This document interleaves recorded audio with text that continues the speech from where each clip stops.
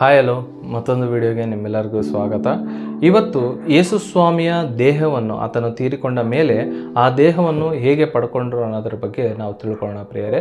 ಬೈಬಲ್ನಲ್ಲಿರುವಂಥ ಯೋಹಾನ ಬರೆದಂಥ ಸುವಾರ್ತೆ 19ನೇ ಅಧ್ಯಾಯ 38ನೇ ವಚನದಿಂದ 42ನೇ ವಚನದವರೆಗೂ ನಾವು ನೋಡ್ಕೊಳ್ಳೋದಾದರೆ, ಯೇಸು ಸ್ವಾಮಿ ತನ್ನ ಪ್ರಾಣವನ್ನು ತನ್ನ ಆತ್ಮವನ್ನು ಒಪ್ಪಿಸಿಕೊಟ್ಟ ಮೇಲೆ ಆತನ ದೇಹವನ್ನು, ಆ ಶಿಲುಬೆ ಮೇಲಿದ್ದಂಥ ದೇಹವನ್ನು ಯಾವ ರೀತಿಯಲ್ಲಿ ಅವ್ರು ಹಿಂತಿರುಗಿ ಪಡ್ಕೊಂಡ್ರು. ಯಾಕಂದರೆ ಆ ಸಂಪ್ರದಾಯದ ಪ್ರಕಾರ ಒಬ್ಬ ವ್ಯಕ್ತಿಯ ದೇಹ ಒಂದು ದಿನಕ್ಕಿಂತ ಜಾಸ್ತಿ ಆ ಒಂದು ಮರದ ಇದ್ರ ಮೇಲೆ ಅಥವಾ ಶಿಲ್ಬೆ ಮೇಲೆ ಇರೋದಕ್ಕೆ ಅವಕಾಶ ಇಲ್ಲ. ಹಾಗಾಗಿ ಆದರೆ ಆ ಸಮಯದಲ್ಲಿ ಆದಂಥ 4 ಮುಖ್ಯವಾದಂಥ ಅಂಶಗಳ ಬಗ್ಗೆ ನಾವು ತಿಳ್ಕೊಳ್ಳೋದಾದರೆ, ಮೊದಲನೇದು ನಿಮ್ಮೆಲ್ಲರಿಗೂ ಗೊತ್ತೇ ಇದೆ, ಅರಿಮಥಾಯನಾದಂಥ ಯೋಸೇಫನು ಬಂದು ಯೇಸು ಸ್ವಾಮಿಯ ದೇಹವನ್ನು ಪಡ್ಕೊಳ್ಳೋದಕ್ಕೆ ಪಿಲಾತನ ಹತ್ರ ಆತನು ರಿಕ್ವೆಸ್ಟ್ ಮಾಡಿಕೊಂಡು ಆತನು ಪಡ್ಕೊಳ್ಳೋದ್ರ ಬಗ್ಗೆ ನಿಮ್ಮೆಲ್ಲರಿಗೂ ಗೊತ್ತಾ ಇದೆ.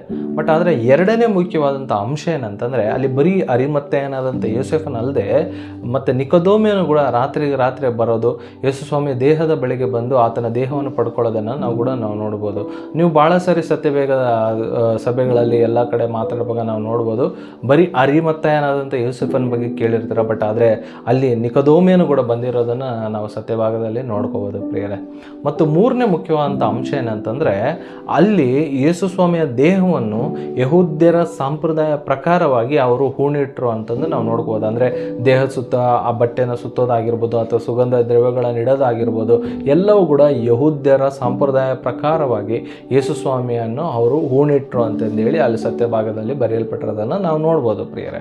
ಮತ್ತು 4ನೇ ಮುಖ್ಯವಾದಂಥ ವಿಷಯ ಏನಂತಂದರೆ, ಯೇಸು ಸ್ವಾಮಿಯನ್ನು ಎಲ್ಲಿ ಹೂಣಿಡ್ತಾರೆ ಅಂತ ಯಾರಿಗೂ ಕೂಡ ಗೊತ್ತಿದ್ದಿಲ್ಲ. ಯಾಕಂದರೆ ಅವತ್ತು ಯಹೂದ್ಯರ ಸ್ಮರಣೆಯ ದಿನ ಆಗಿದ್ದರಿಂದ ಅವರು ಏನು ಮಾಡ್ತಾರೆ ಅಂದರೆ, ಊರೊಳಗೆ ಹೋಗಿ ಹೂಣಿಡಲ್ಲ ಪ್ರಿಯರೇ. ಅಂದರೆ ಕೊನೆಯವರೆಗೂ, ಅಂದರೆ ತನ್ನ ಶಿಷ್ಯರಾಗಿರು ಯಾರೇ ಆಗಿರಲಿ ಯೇಸು ಸ್ವಾಮಿನ ಎಲ್ಲಿ ಹೂಣಿಡ್ತಾರೆ ಅಂತ ಗೊತ್ತಿಲ್ಲ.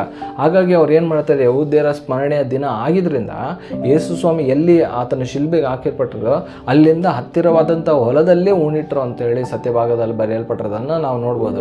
ಯಾಕೆ ಇದು ಭಾಳ ಮುಖ್ಯವಾಗಿ ತಿಳ್ಕೊಳ್ಬೇಕು ಅಂತಂದರೆ, ನೀವು ಸತ್ಯಭಾಗದಲ್ಲಿ ಹೋಗ್ತಾ ಅಲ್ಲಿರುವಂಥ ಭಾಳ ಜನ ಏನು ಮಾಡ್ತಂದರೆ, ಯೇಸು ಸ್ವಾಮಿಯ ದೇಹವನ್ನು ಶಿಷ್ಯರು ಎತ್ಕೊಂಡು ಹೋಗ್ತಾರೆ ಅನ್ನುವಂಥ ಸುಳ್ಳು ಸುದ್ದಿಯನ್ನು ಹಬ್ಬಿಸ್ತಾರೆ ಪ್ರಿಯರೇ.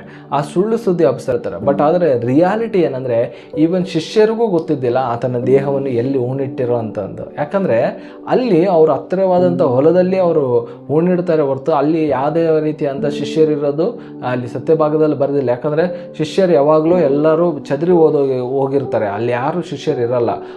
ಆದರೆ ಶಿಷ್ಯರಿಗೆ ಯಾರಿಗೂ ಕೂಡ ಯೇಸು ಸ್ವಾಮಿ ಎಲ್ಲಿ ಹೂಣಲ್ಪಟ್ಟಿದ್ದಾನೆ ಅಂತ ಗೊತ್ತಿರಲ್ಲ. ಅವ್ರಿಗೆ ಆಮೇಲೆ 2 ದಿನ 3 ದಿನ ಆದಮೇಲೆ ಯೇಸು ಸ್ವಾಮಿ ಪ್ರತ್ಯಕ್ಷ ಆದಮೇಲೆ ಅವ್ರಿಗೆ ಗೊತ್ತಾಗೋದು. ಹಾಗಾಗಿ ಇದ್ರ ಬಗ್ಗೆ ನಿಮ್ಮ ಅಭಿಪ್ರಾಯ ಏನದನ್ನು ನೀವು ತಿಳಿಸಿರಿ ಪ್ರಿಯರೇ.